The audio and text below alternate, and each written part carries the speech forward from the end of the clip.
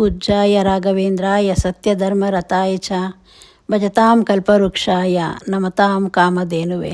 ಜನಗಳಿಗೆ ಕಷ್ಟ ಬರೋದಕ್ಕೆ ತುಂಬಾ ಕಾರಣಗಳಿರುತ್ತೆ.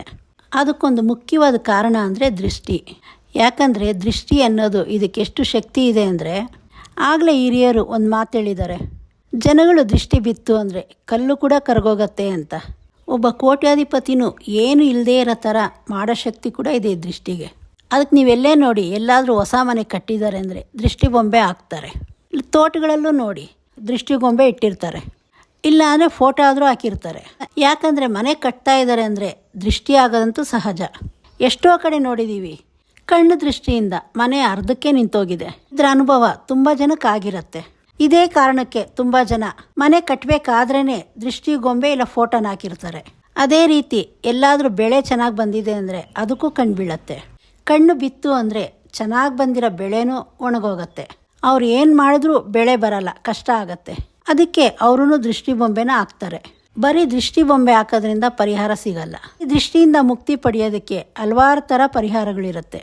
ದೃಷ್ಟಿ ಗೊಂಬೆ ಹಾಕೋದ್ರಿಂದ ದೃಷ್ಟಿನ ಕಮ್ಮಿ ಮಾಡುತ್ತೆ, ಆದರೆ ಪೂರ್ತಿಯಾಗಿ ತಡೆಯುತ್ತೆ ಅಂತ ಹೇಳೋಕ್ಕಾಗಲ್ಲ.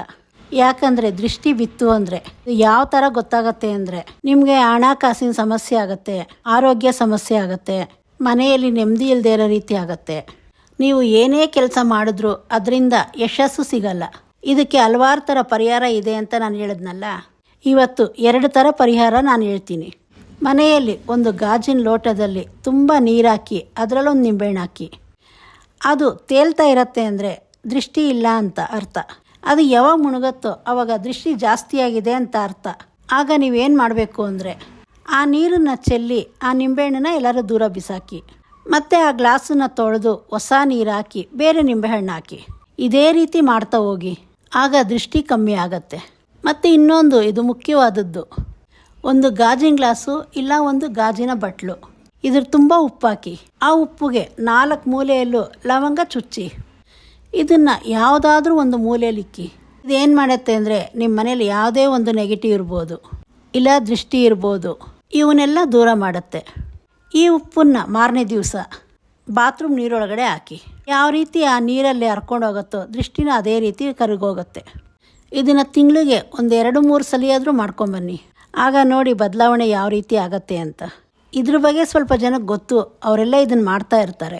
ಅಂಥವ್ರು ಇದರಿಂದ ಆಗಿರೋ ಬದಲಾವಣೆ ಯಾವ ರೀತಿ ಇದೆ ಅಂತ ಕಮೆಂಟ್ ಮಾಡಿ ತಿಳಿಸಿ. ಈ ದೃಷ್ಟಿಗೆ ಇನ್ನೂ ಹಲವಾರು ಪರಿಹಾರಗಳಿದೆ. ಅದನ್ನು ನಾನು ನನ್ನ ಮುಂದಿನ ವಿಡಿಯೋಗಳಲ್ಲಿ ತಿಳಿಸ್ತಾ ಹೋಗ್ತೀನಿ. ಇನ್ನೂ ಒಳ್ಳೆ ಥರ ಮಾಹಿತಿಗಳನ್ನ ನಾನು ನಿಮಗೆ ತಿಳಿಸ್ಕೊಡ್ತೀನಿ. ಚಾನಲ್ ಸಬ್ಸ್ಕ್ರೈಬ್ ಮಾಡ್ಕೊಳ್ಳಿ.